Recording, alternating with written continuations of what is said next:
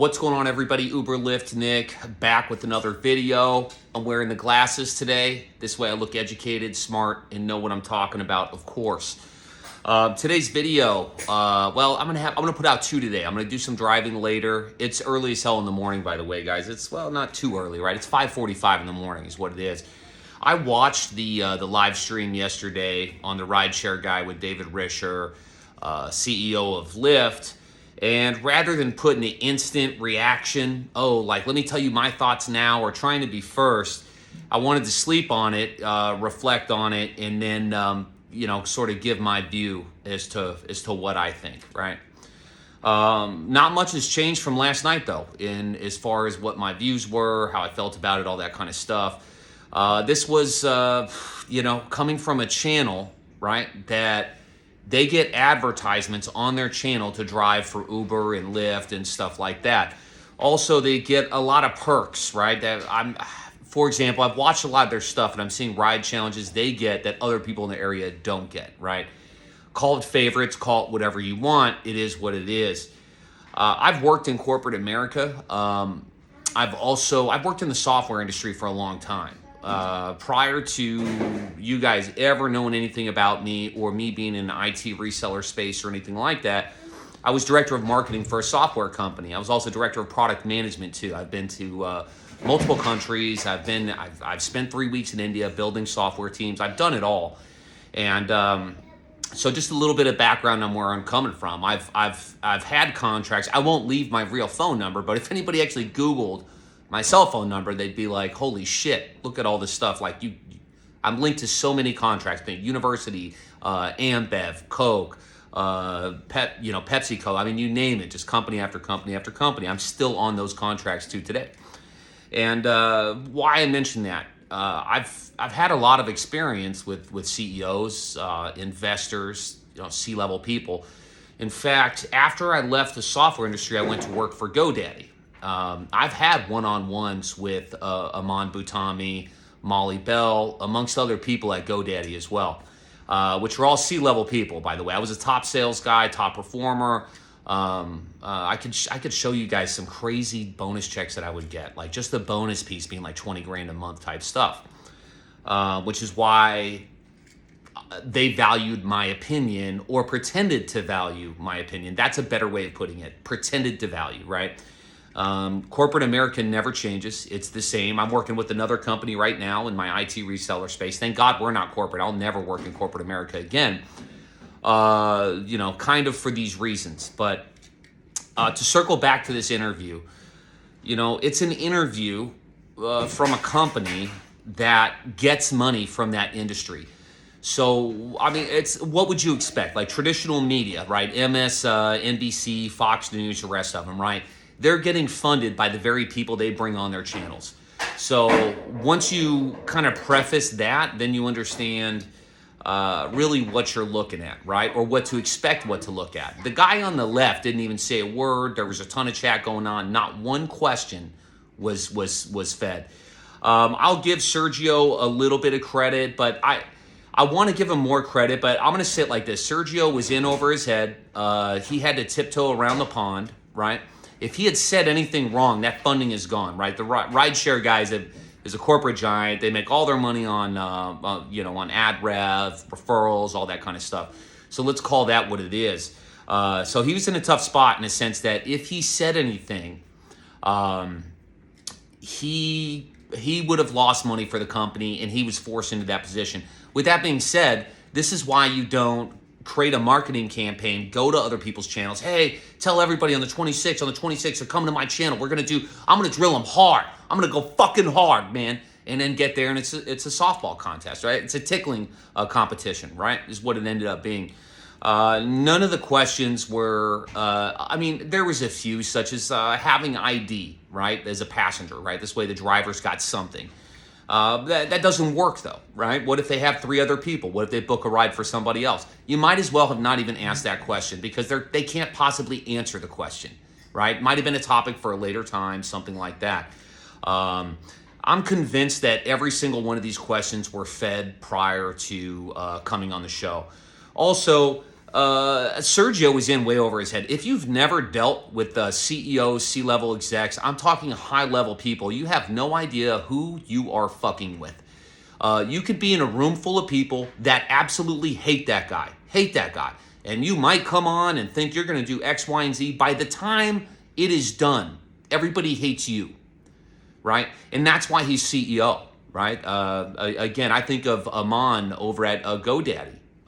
I was probably the only person in the company that looked at where he came from. And I would ask him questions. You know, hey, you came from Expedia. Oh, yeah, okay. Well, you guys fired all the Americans. You moved it over to India. You had a short boost. You exited, sold all your shares.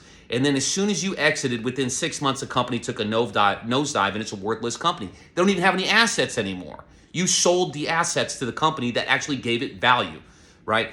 No one asked those questions. And I'm saying, why am I the person to ask the questions? I'm a sales guy. Sure. Was I in the top tier of salespeople? Absolutely.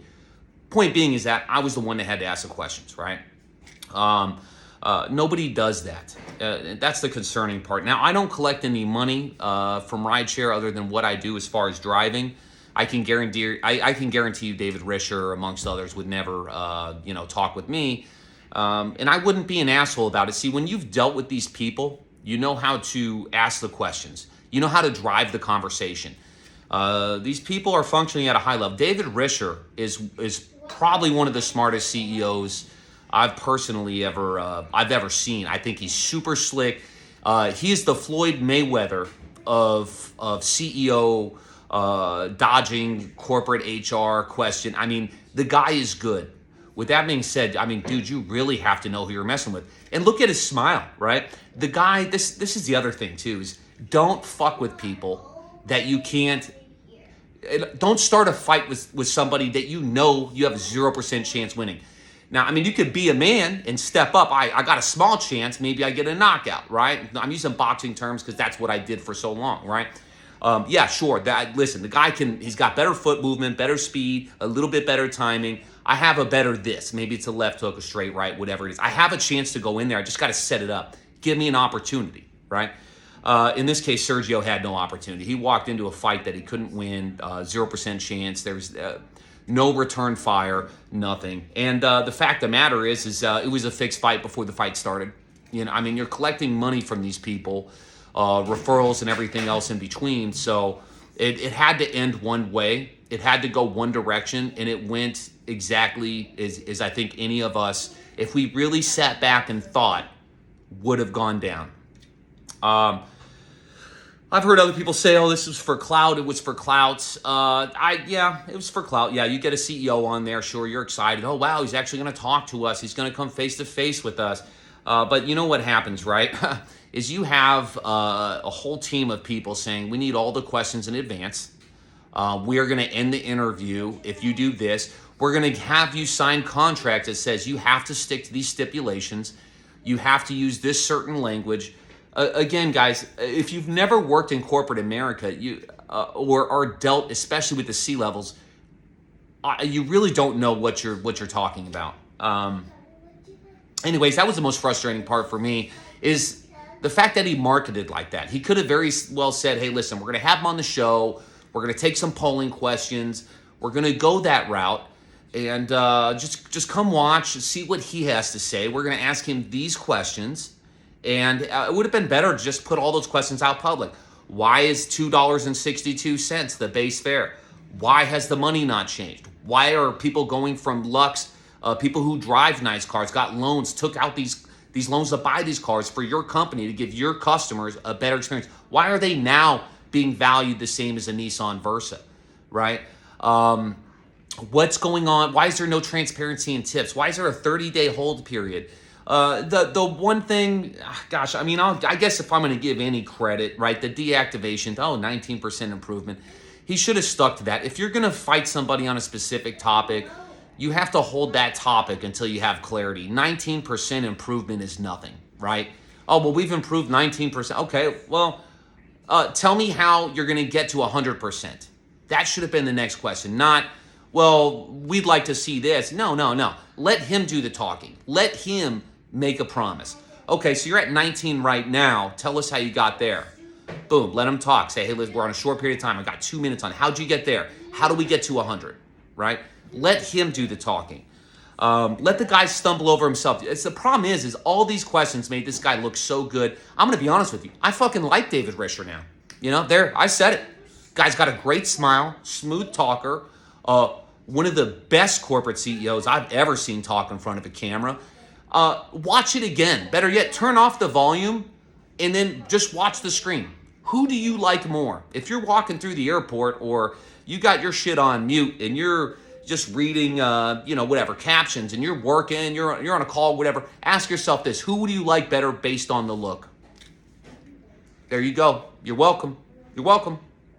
So anyways, that's all I have to say about this. I know 10-minute video. I'm shooting it right here from my couch.